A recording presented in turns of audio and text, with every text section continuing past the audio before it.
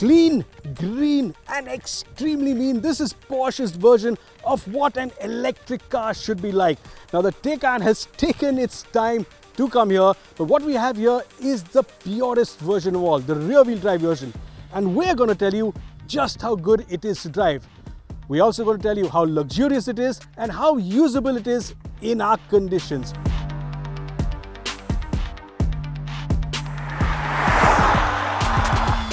First up, let's take a look at the performance. Then we'll tell you how well it manages on our roads. And after that, let's look at just how well it drives. When it comes to performance, this car features a single 326 horsepower motor driving only the rear wheels.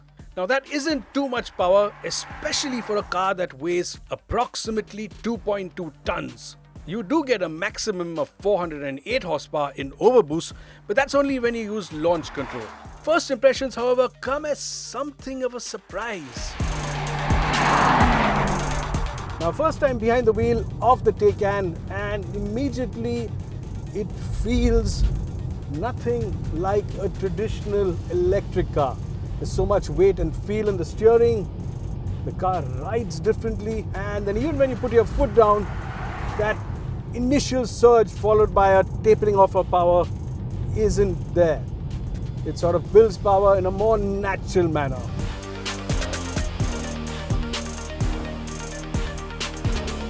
Performance is not strong per se, but what performance it has is delivered in a manner that makes it enjoyable.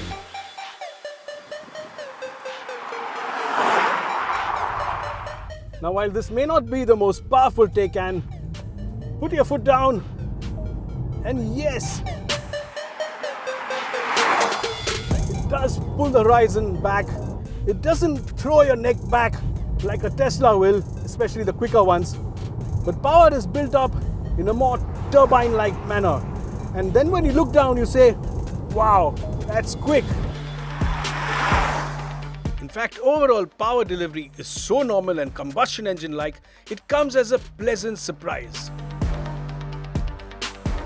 Using launch control, 0 to 100 km an hour takes a claimed 5.4 seconds, and it will do 200 in around 17.6 seconds. This is sufficient to keep the drive fun and interesting.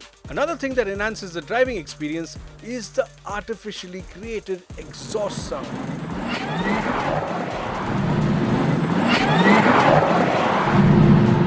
Now, what Porsche has done to give this car a bit of sporty feel is give you an option of switching on what they call an electric sports sound.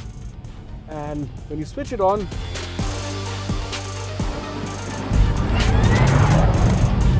that's what happens. That's what it sounds like. A sort of whine, but not a thin and weedy whine, but a nice, robust and powerful sounding one. Sounds pretty good. The Taycan has a 79.2 kilowatt-hour battery. A larger 93.4 kilowatt-hour battery is also available, and with that you get 469 horsepower. It's the low-slung battery in electric cars, however, that often makes them impractical, especially in our conditions. With this battery, you get a range of between 354 kilometers and 431. This is according to the WLTP cycle. In the real world, you can expect around 300 if you're careful, and maybe a bit less if you really lean on the accelerator. Now, Porsche has smartly given this car a lift mode, and for patches like these, it's invaluable. The low-slung battery gets raised up and you clear the bumps quite easily. Fail to do this or don't wait till the air springs lift the car fully and it will scrape its belly. So you have to be careful. What's also surprising is that in normal mode, ride is pretty good. The air suspension is absorbent, it is silent, and then even through larger dips and potholes, it doesn't register or clank through. In fact, for a car this performance oriented, the ride is shockingly good. Bump absorption is so good, you just don't get tossed around.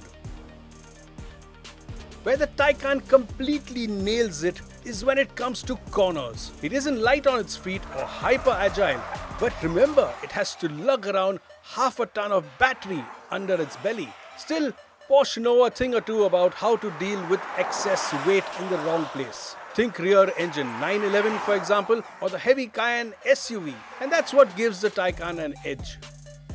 Now with a car this good around corners, we just had to come to some of our favorites. And here too, wow, the manner in which this car drives, no EV has ever been more fun to drive, full stop.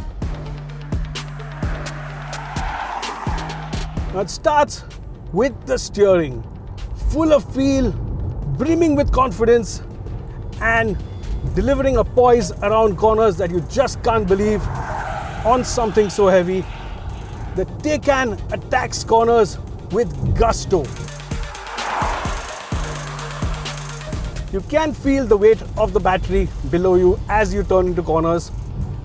But that apart, the kind of body control you get is just exceptional. You can tip it into corners like it's a much lighter car. You can get on the throttle like it's a combustion engine. And as you exit the corner, you can really put the power down and enjoy this car. And what feels reassuring is that push you get from the rear axle as you accelerate out. And the harder you drive the Taycan, the more that rear-wheel drive character comes in. While Tesla may have proved to the world that EVs can be fun in a straight line, Porsche has built a car that you can enjoy around corners. It's made a real enthusiast car, and it's given us hope for this new generation, where EVs, we thought, were always going to be dull and boring to drive. Porsche has even loaded the exterior with plenty of Porsche character. In the flesh, the Taycan features voluptuous haunches, a Coke bottle waist, and a 911-like tight-fitting cabin. In addition, the Porsche badge placed in the glass window at the rear looks cool, especially when the sunlight hits it, and then the mini fins behind the charging ports also work superbly. Press on them and the flap moves up automatically. The cabin is loaded with Porsche character too. So in the Taycan interior, and immediately what you're assaulted by is something that's extremely sporty. Now, I haven't seen these many screens except in the cockpit of a commercial airliner. There's one here for the passenger, that's your central screen. You get an instrument panel, a curved instrument panel that's also a screen, and one in the center console. Of course, it's a Porsche, so you get these really sporty seats, they hug you. The headrest is built in, and as ever, a steering that's an absolute delight to hold. So it's very much a Porsche, but it's slightly different and quite modern. The electric character really does come out.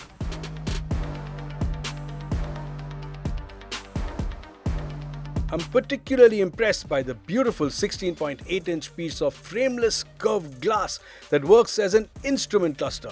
There's no hood to shield it from the sun, but the amazing bit is that visibility is always good, and uniquely, it also works as a touchscreen around the edges. That said, I would have liked the option of a traditional Porsche speedometer in one of the modes. The 8.4-inch screen placed lower down on the center console is for the climate control and other functions. Resolution isn't as good, and it isn't very functional. Adjusting stuff like fan speed is a bit fiddly. The Taycan also has vents that you can only adjust from the touchscreen. While this is cool to play with, it isn't very practical. You can't adjust the vents manually on the move, and it feels a bit unnecessary.